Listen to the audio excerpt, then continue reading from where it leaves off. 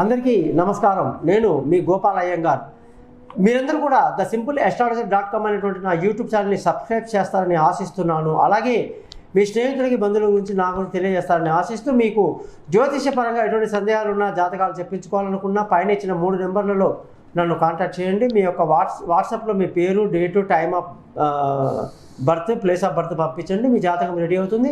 మీతో 10 నిమిషాలు ఫోన్లో మాట్లాడి పరిహారాలు చెప్పి జాతకాన్ని మీకు మెయిల్ చేయడం జరుగుతుంది. అలాగే ఎప్పుడైనా సరే మీ సందేహాలు ఉంటే వాటిని నేను తప్పకుండా క్లియర్ చేస్తానని చెప్పేసి మీకు తెలియజేస్తున్నాను. ఈరోజు దీనికంతా కూడా గురుదక్షిణ ఉంటుంది, అది ఎలా పే చేయాలో కూడా నేను తెలియజేస్తాను.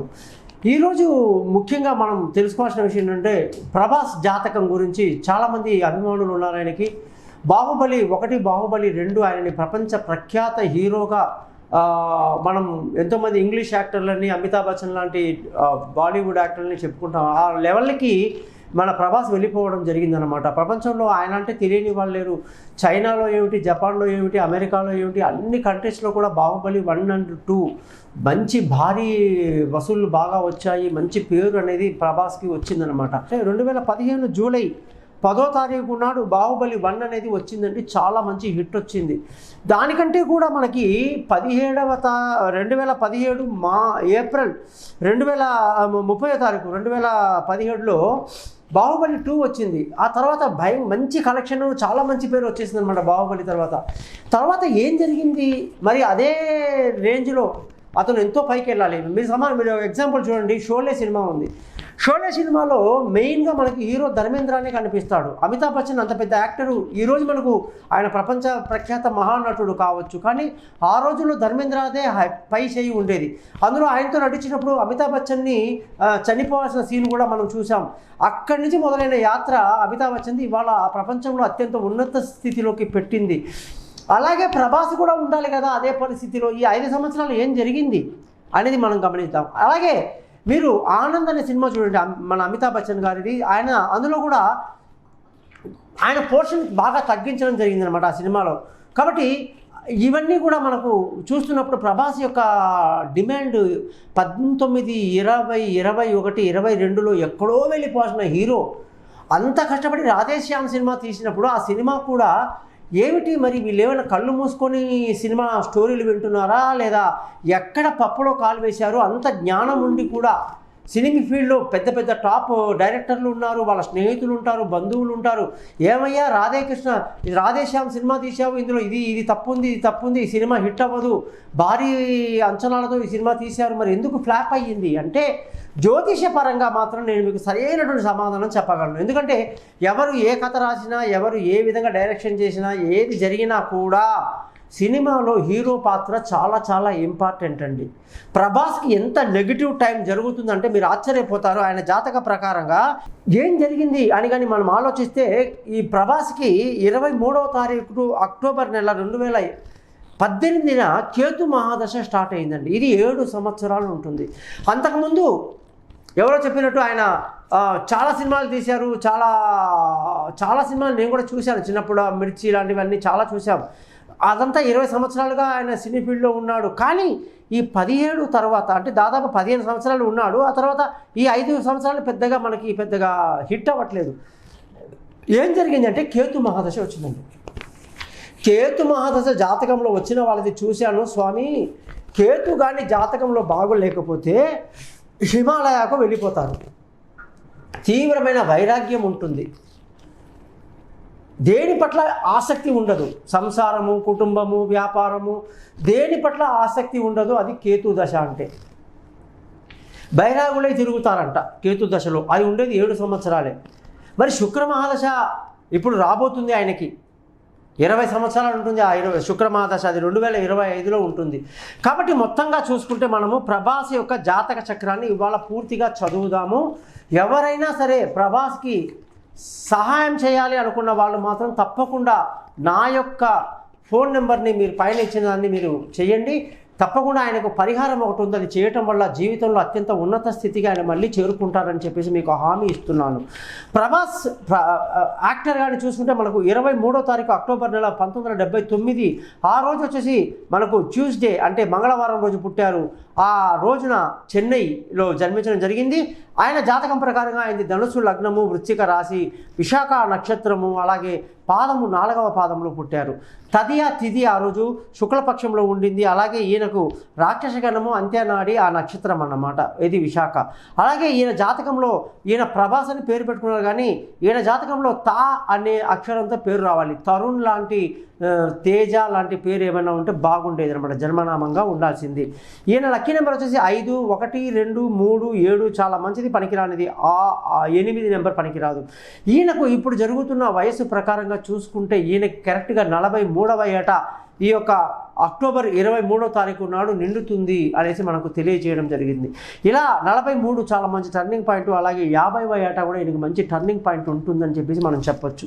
ముఖ్యంగా ఈయనకు వచ్చేసి ఆదివారం, గురువారం, మంగళవారం చాలా మంచిది, బుధ శుక్రవారాలు అస్సలు మంచిది కాదు అని చెప్పి చెప్పడం జరిగింది.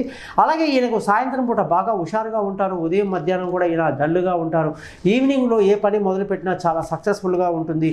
తూర్పు ఈశాన్య దిశ ఈయనకి చాలా బాగా కలిసి వస్తుంది. కాబట్టి ఈయన తూర్పు వైపు కూర్చొని ఈశాన్య వైపు ముఖం పెట్టుకుని ఏ పని చేసినా కూడా సక్సెస్ అనేది గ్యారంటీగా ఉంటుందని చెప్పేసి మనం చెప్పవచ్చు. ఇకపోతే ఈయన పుట్టిన నక్షత్రం విశాఖ కాబట్టి గురు మహాదశలో పుట్టారు. గురు మహాదశ అయిపోయిన తర్వాత వెంటనే శని మహాదశ 19 సంవత్సరాలు, ఆ తర్వాత బుధ మహాదశ 17 సంవత్సరాలు, ఆ తర్వాత ఈయనకు 18 అక్టోబర్ 23వ తారీఖున కేతు మహాదశ అనేది స్టార్ట్ అయింది. ఇది 2025 వరకు ఉంటుంది. నేను చెప్పినట్టుగా ఈయన జాతకంలో కేతు వచ్చేసి లగ్నం నుంచి 3వ ఇంట్లో ఉన్నాడు, రాశి నుంచి 4వ ఇంట్లో ఉన్నాడు. ఎందుకంటే లగ్నం అనేది ఈ జాతకాలకి ఏంటంటే వీళ్ళు సరిగ్గా సమయాన్ని మనకు ఏదైతే మనం ఈ date of birth, time of birth కోసం మనం గూగుల్ మీద ఆధారపడతాం. గూగుల్లో వాళ్ళు ఏం చేస్తారంటే ఏదో ఒక టైం అనేది పెట్టేస్తారు. ఆ టైం కానీ రాంగ్ అన్నమాట, అది కరెక్ట్గా లేదు. ఆ టైం 12ంటికి మధ్యాహ్నం అని చెప్పేసి వాళ్ళందరికీ అలాగే పెడతారు. దాన్ని బట్టి ఈయనకు ఆ రోజులో ధనుర్లగ్నం అని వచ్చింది, కానీ రాశి మాత్రం ఖచ్చితంగా విశాఖ 4వ పాదము, ఇది వృశ్చిక రాశి అని చెప్పేసి మనం చాలా క్లియర్గా తెలుస్తుంది అన్నమాట. ఇక వృశ్చిక రాశి ఆధారంగా చూసుకుంటే ఈయనకు 4వ ఇంట్లో కేతు ఉన్నాడు. ఈయన గారికి తండ్రి యొక్క విషయం మీకు అందరికీ తెలిసిందే, తండ్రి లేరు. అలాగే పెద్దనాన్న వచ్చేసి కృష్ణంరాజు గారు అని చెప్పేసి మనకు అందరికీ తెలుసు. మరి పెద్దనాన్న కృష్ణంరాజు గారు కూడా ఈ యొక్క జాతకరీత్యా చూసుకుంటే ఆయనకు అనారోగ్యంగా ఉండి చాలా నెలల నుంచి కూడా ఆయన ట్రీట్మెంట్లో వీటిలో ఉన్నారనమాట. మరి ఆయనకు షుగర్ ఎక్కువగా ఉండడం వల్ల పాదం కూడా తీయాల్సి వచ్చింది. మరి చాలా ఇబ్బందుల్లో కూడా ఆయన ఆరోగ్యం బాగాలేదు. మరి ఇటువంటి సిచ్యువేషన్ ఇప్పుడు తండ్రికి కూడా మంచి సమయం కాదన్నమాట. ఎందుకంటే కేతు మహాదశ ఏదైనా జరగవచ్చు. కాబట్టి అన్నిటికీ మనం సిద్ధంగా ఉండాలని చెప్పేసి మీ అభిమానులందరికీ కూడా నేను తెలియజేసుకుంటున్నాను. ముఖ్యంగా ప్రభాస్ యొక్క భవిష్యత్తు ఎలా ఉంటుంది అంటే 2025 వరకు కేతు మహాదశ ఉండడం వల్ల కేతు గ్రహానికి తీవ్రమైన స్థాయిలో ఈయన కానీ జపాలు చేసుకోవడము, పూజలు చేసుకోవడము, పరిహారం చేసుకోవడం వల్లనే ఫ్యూచర్ అనేది బాగుంటుంది. మళ్ళీ ఏదైనా సినిమా తీస్తే సక్సెస్ అవుతుంది. లేకపోతే ఆయనకి కొంత ఇబ్బంది కలిగే అవకాశాలు మాత్రం ఖచ్చితంగా 25 వరకు ఉన్నాయన్నమాట. వృశ్చిక రాశిలో జన్మించినటువంటి ఈ యొక్క ప్రభాస్ గారి యొక్క జాతకం చూసుకుంటే రాశ్యాధిపతి కుజుడు లగ్నం నుంచి ఈయనకి కరెక్ట్గా 9వ ఇంట్లో ఉండడం చాలా మంచిది. అలాగే ఈయన జాతకంలో ఈయనకు వచ్చేసి రాశ్యాధిపతి కుజుడు వెళ్ళి నేరుగా కర్కాటక రాశిలో ఆశ్లేష నక్షత్రం మీద కూర్చున్నాడు. ఇది మహా రేర్గా వస్తుంది, మనకు 1000 మందిలో ఒకరికి వస్తుంది. ఈ దౌర్భాగ్యం ఏంటంటే ఆశ్లేష బలి అంటారండి. రాశ్యాధిపతి వెళ్ళి ఎప్పుడైతే 9వ ఇంట్లో కర్కాటక రాశిలో ఆశ్లేష నక్షత్రం మీద కూర్చున్నాడు కాబట్టి బై బర్త్ ఈయనకి వెంటనే ఆశ్లేష బలి పూజ అనేది చెయ్యాలి. లేకపోతే కుటుంబం సరిగ్గా ఉండదు. సరైనటువంటి ఎంత డబ్బు మాత్రం అది ఎంతైనా ఉండనియండి, ఎంత పెద్ద కుటుంబంలో పుట్టనియండి, కానీ మానసికంగా ప్రశాంతత అనేది ఈ యొక్క కుజగ్రహము ఇవ్వదు. అనేక విషయాల్లో ఆటంకాలు, అడ్డంకులు, ఇబ్బందులు అన్నిటినీ కూడా అధిగమిస్తూ చాలా పోరాట యోధుల్లాగా ముందుకు వస్తున్నాడు ప్రభాస్ అన్నమాట. ఇప్పటిదాకా ఆశ్లేష బలి పూజ కుక్కే సుబ్రహ్మణ్య కర్ణాటకలో చాలా బాగా చేస్తారండి. అనేక ఆలయాల్లో మేము సంప్రదించడం జరిగింది. తమిళనాడు, కర్ణాటక, కేరళ ఎక్కడ చేసినా కూడా విపరీతంగా డబ్బు సంపాదిస్తారు, కానీ సరిగ్గా పూజలు కూడా చేయరు. అదే మనకి కుక్కే సుబ్రహ్మణ్యాలో మాత్రం ఆశ్లేష నక్షత్రం నాడు నెలకొక్కసారి ఆశ్లేష బలి పూజ చేస్తారు. ప్రభాస్ గారు అక్కడ అర్జెంటుగా వెళ్ళి చేసుకోవాలి, చేయించుకుంటే చాలా మంచిది, మళ్ళీ కూడా చేసుకోవడం చాలా మంచిది. దీనివల్ల ఈయనకు బంధువుల స్నేహితుల తండ్రి స్థానం కానీ ఏది కూడా సరిగ్గా లేదు కేతువు ఉండడం వల్ల అని చెప్పేసి మనం చెప్పొచ్చు. మరి ఈయన జాతకంలో మంచి వ్యక్తి మాత్రం చాలా మంచివాడు, సైలెంట్ నేచర్, ఎక్కువ మాట్లాడు, అన్ని కడుపులో పెట్టుకుంటాడు, ఏది కక్కడు, ఇటువంటి జ్ఞానం ఉన్నటువంటి వ్యక్తి, మరి మంచి పర్సనాలిటీ, మంచి ఎత్తు, మంచి హుందాతనం, ఇదంతా కూడా వృశ్చిక రాశిలో పుట్టడం వల్ల జరిగింది. విశాఖ నక్షత్రంలో పుట్టడం వల్ల తక్కువగా మాట్లాడతాడు, ఎక్కువగా కామ్గా ఉంటాడు, కడుపులో ఉన్న విషయాలు ఏది కక్కడు అని కూడా చెప్పొచ్చు. ఇక మనం చూసుకుంటే డబ్బుకు అస్సలు ఇబ్బంది లేదండి జాతకంలో, డబ్బుకి ఇబ్బంది లేదు, కుటుంబాన్ని చాలా బాగా చూసుకుంటాడని కూడా మనం చెప్పొచ్చు. కుటుంబాన్ని బాగా చూసుకుంటాడు, తెలివితేటలు బాగా ఉంది. అలాగే ఈయన జాతకంలో ఈయనకు వచ్చేసి మనం చూసుకుంటే ఈ బంధువుల స్నేహితుల సహాయ సహకారాలు ఈయనకి చాలా పెద్దగా లభించదు. అలాగే ఈయన చేయాల్సిన సహాయం మాత్రం చేయాల్సి ఉంటుంది, కానీ ఎదుటి వాళ్ళ దగ్గర నుంచి ఎటువంటి లాభాన్ని కూడా ఇతను ఆశించడానికి వీలు లేదు అని చెప్పేసి జాతకం ఖచ్చితంగా చెప్తుంది.